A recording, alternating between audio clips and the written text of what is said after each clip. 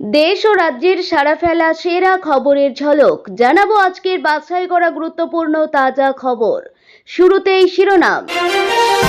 ক্ষমা প্রার্থনা ও সাফাই একসঙ্গে চলে না, আপত্তিকর মন্তব্য মামলায় কুণাল ঘোষকে জরিমানা হাইকোর্টের। কেন্দ্রীয় সরকারি কর্মীদের জন্য জোড়া সুখবর, অষ্টম বেতন কমিশন ও মহার্ঘ ভাতা বৃদ্ধি নিয়ে এলো নতুন আপডেট। আমেরিকার 140টি ঘাঁটিতে বিধ্বংসী ড্রোন ও ক্ষেপণাস্ত্র হামলা, মধ্যপ্রাচ্য জুড়ে চরম যুদ্ধংদেহী পরিস্থিতি। আরো কয়েকদিন ডিম নিয়ে আলোচনা করতে থাকুন, ইসকন কবে থেকে মিড ডে মিলের দায়িত্ব নিচ্ছে জানিয়ে বললেন মুখ্যমন্ত্রী। ওহিও থেকে ফ্ল্যাট, নিউ টাউনের বহুতলে টাকার পাহাড়, সঙ্গে নোট গোনার মেশিন, নেপথ্যে বড় কোন রহস্য?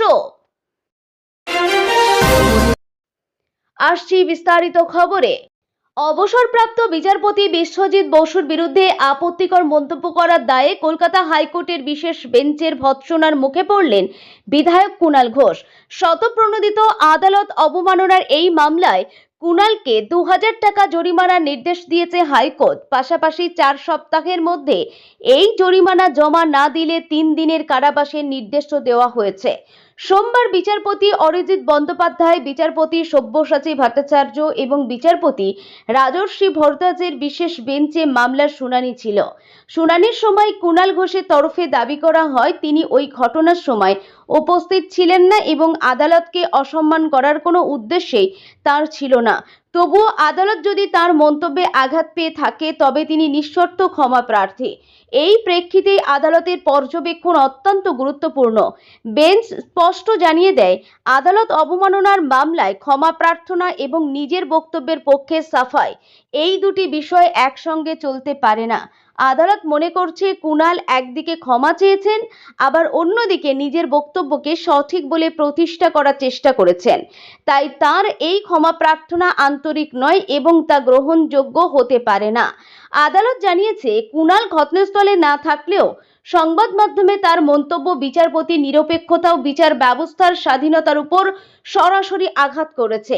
একই মামলায় অভিযুক্ত 7 জন উচ্চ প্রাথমিক চাকরি প্রার্থীকেও দোষী সাব্যস্ত করেছে আদালত। তাদের প্রত্যেককে 1000 টাকা জরিমানা করা হয়েছে।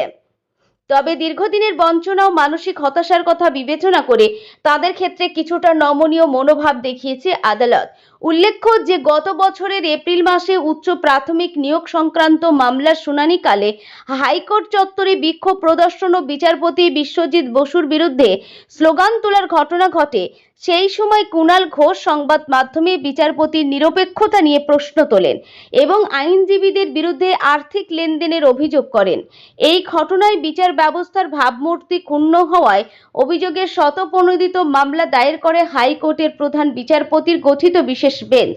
অবশেষে সেই মামলার চূড়ান্ত রায়ে কুণাল ঘোষ ও ওই চাকরি প্রার্থীদের জরিমানা করা হলো। দীর্ঘ প্রতীক্ষার অবসান ঘটিয়ে কেন্দ্রীয় সরকারি কর্মীদের জন্য সুখবর নিয়ে এলো অষ্টম বেতন কমিশন এবং মহার্ঘ ভাতা সংক্রান্ত নতুন আপডেট। জানা যাচ্ছে 2026 সাল থেকেই অষ্টম বেতন কমিশন কার্যকর হওয়ার সম্ভাবনা প্রবল। বেতন ও পেনশন সর্বশেষ বিভিন্ন রিপোর্ট অনুযায়ী অষ্টম বেতন কমিশনের সুপারিশ কার্যকর হলে সরকারি কর্মীদের ন্যূনতম বেসিক বেতন 18,000 টাকা থেকে বেড়ে 32,500 টাকা পর্যন্ত হতে পারে। একই সাথে অবসরপ্রাপ্ত কর্মীদের ন্যূনতম পেনশন বেড়ে 27,000 টাকা হওয়ার সম্ভাবনা রয়েছে। এই সিদ্ধান্তের ফলে প্রায় 50 লক্ষ বর্তমান কর্মী এবং 69 লক্ষ পেনশনভোগী উপকৃত হবেন। বর্তমানে ফিটমেন্ট ফ্যাক্টর 4 গুণ বাড়ানোর দাবি জোরদার হচ্ছে, তবে অন্তত 3 গুণের বেশি বাড়লেও মূল বেতন 32,500 টাকায় পৌঁছাতে পারে।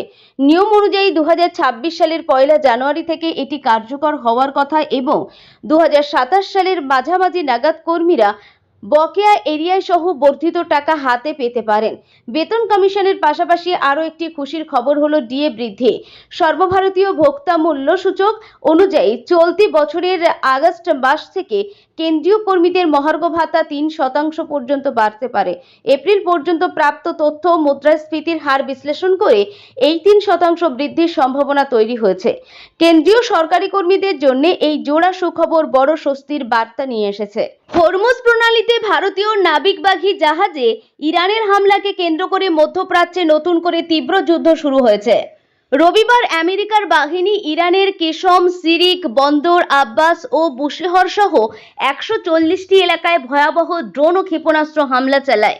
এই মার্কিন হামলার পাল্টা জবাবে সোমবার কুয়েত ও বাহরাইনের একাধিক মার্কিন সামরিক ঘাঁটিতে এলোপাতাড়ি হামলা শুরু করেছে ইরানের আইআরজিসি।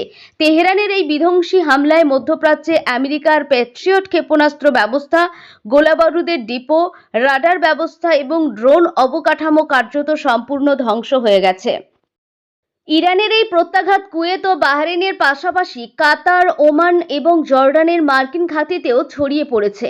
এদিকে ইরানের সর্বোচ্চ নেতার উপদেষ্টা মোহসেন রেজাই স্পষ্ট জানিয়েছেন, পরমাণু বোমার চেয়েও ইরানের কাছে হরমুজ প্রণালী বেশি গুরুত্বপূর্ণ এবং যে কোনো মূল্যে তারা এই জলপথ রক্ষা করবে। অন্যদিকে মার্কিন সেন্ট্রাল কমান্ডও পাল্টা দাবি করেছে, হরমুজ প্রণালী এককভাবে ইরানের নিয়ন্ত্রণাধীন নয় এবং সেখানে অবাধ নৌ চলাচল বহাল রাখতে মার্কিন বাহিনী পুরোদমে প্রস্তুত। দুই দেশের এই অনড় অবস্থানে গোটা মধ্যপ্রাচ্যে এখন চরম উত্তেজনা বিরাজ করছে। কলকাতার স্কুলগুলিতে পড়ুয়াদের মিড ডে মিলের দায়িত্ব পাচ্ছে ইসকন। কিছুদিন আগে রাজ্য সরকার এই সিদ্ধান্তের কথা জানানোর পরে বিভিন্ন মহলে নানান প্রশ্ন ওঠে। পড়ুয়াদের পাতে আর ডিম পড়বে কিনা সেই প্রশ্ন তোলেন অনেকেই। সোমবার বিকাশ ভবনে শিক্ষাক্ষেত্রে কেন্দ্র ও রাজ্য সমন্বয় নিয়ে বৈঠকের পর মিড ডে মিলের প্রসঙ্গ তোলেন মুখ্যমন্ত্রী শুভেন্দু অধিকারী। তিনি জানান, কলকাতা সহ একটি বড় অংশের মিড ডে মিলের দায়িত্ব পাচ্ছে ইসকন।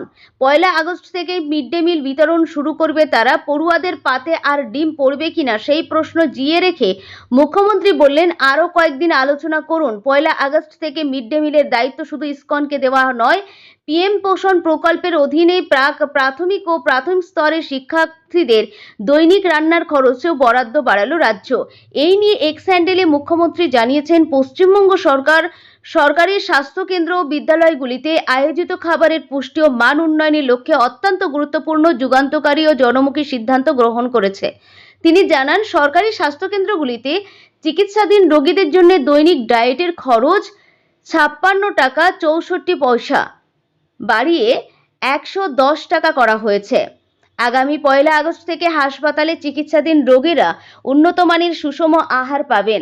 আর বিদ্যালয়ের কথা উল্লেখ করে মুখ্যমন্ত্রী জানিয়েছেন, আমাদের আগামী প্রজন্মের স্বাস্থ্যের কথা মাথায় রেখে পিএম পোষণ প্রকল্পের অধীনে প্রাথমিক ও প্রাথমিক স্তরের শিক্ষার্থীদের দৈনিক রান্নার খরচ 6 টাকা 78 পয়সা থেকে বাড়িয়ে 10 টাকা করা হয়েছে। রাজ্য সরকার এই বাড়তি 3 টাকা 22 পয়সা বহন করবে। এটিও 1 আগস্ট থেকে কার্যকর হবে। গতকাল বিকাশ ভবনে বৈঠক শেষে মিড ডে মিলের দায়িত্ব ইসকনকে দেওয়া নিয়ে মুখ্যমন্ত্রী বলেন, 1 আগস্ট থেকে 6 টাকা 78 পয়সা বদলে 10 টাকা মিড ডে মিল হচ্ছে। আর 1 আগস্ট থেকে কলকাতা সহ বড় একটি অংশের স্কুলগুলিতে মিড ডে মিল বিতরণের দায়িত্ব নিচ্ছে ইসকন। তারা কিছু ভর্তুকিও দিচ্ছে, উচ্চমানের খাবারও দেবে। এরপরেই ডিমের প্রসঙ্গ তুলে বলে, আপনারা আরও কয়েকদিন ডিম আর ইসকন নিয়ে আলোচনা করতে থাকুন, বাকিটা 1 আগস্ট আমি আপনাদের বলবো। নিউ টাউনের বুকে বিপুল পরিমাণ টাকার হদিশ। একটি বহুতল ফ্ল্যাটে থরে থরে সাজানো রয়েছে বিপুল অঙ্কের নগদ অর্থ। গোপন সূত্রে এমন খবর পেয়ে তড়িঘড়ি গত সোমবার মধ্যরাতে অভিযানে নামে পুলিশ। ঘটনাস্থলে পৌঁছায় বিধাননগর পুলিশ কমিশনারেটের গোয়েন্দা শাখা এবং নিউ টাউন টেকনো সিটি থানার পুলিশ আধিকারিকদের একটি বিশাল টিম। ফ্ল্যাটের ভেতরে ও বাইরে কড়া নিরাপত্তা বলয় তৈরি করে তল্লাশি অভিযান চালানো হয়। তদন্তের স্বার্থে একের পর এক পুলিশের গাড়ি এসে পৌঁছায় ওই আবাসন চত্বরে। ভেতরে কি চলছে তা নিয়ে ইতিমধ্যেই তৈরি হয়েছে রহস্য। ভেতরে থাকা একাধিক গুরুত্বপূর্ণ নথি ও তথ্য সামগ্রী সংগ্রহ করেছেন তদন্তকারীরা। পুলিশ আধিকারিকরা বেশ কিছু নথিপত্র এবং সামগ্রী আদান প্রদান করেছেন, যা এই তদন্তে বড়সড় মোড় আনতে পারে বলে অনুমান। এই বিপুল পরিমাণ অর্থ কোথা থেকে এলো, এর উৎস কি এবং কোনো বড় আর্থিক জালিয়াতি বা অপরাধ চক্রের সঙ্গে এই ফ্ল্যাটের বাসিন্দারা যুক্ত কিনা তা খতিয়ে দেখা হচ্ছে।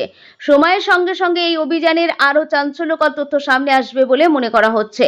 স্থানীয় সূত্রে জানা যায়, এই বিল্ডিংটা প্রথমে ওহিও ছিল, পরবর্তীতে সেটা বন্ধ হয়ে যায় এবং বেশ কিছু লোকজন গত 7 মাস ধরে এই বিল্ডিংয়ে যাতায়াত করত। বিভিন্ন সময় ট্রাঙ্ক নিয়ে ভেতরে ঢুকত। যে বাড়িটিতে তল্লাশি অভিযান চলে সেটি প্রসন্ন কুমার রায়ের বাড়ি বলে পুলিশ সূত্রে খবর। দীর্ঘ প্রায় 12 ঘন্টা পর অবশেষে নিউ টাউনের যে ফ্ল্যাট থেকে নগদ বিপুল পরিমাণে অর্থ উদ্ধার হয়, ছোট বড় 6টি টাকা গোনার মেশিন, 3টে বড় ট্রলি ভর্তি টাকা, এছাড়াও 2টি 4 চাকা গাড়ি, 2টি টাকা নিয়ে যাওয়া গাড়ি এবং একটি স্কুটি ছিল, সেগুলিও নিয়ে যাওয়া হয়েছে।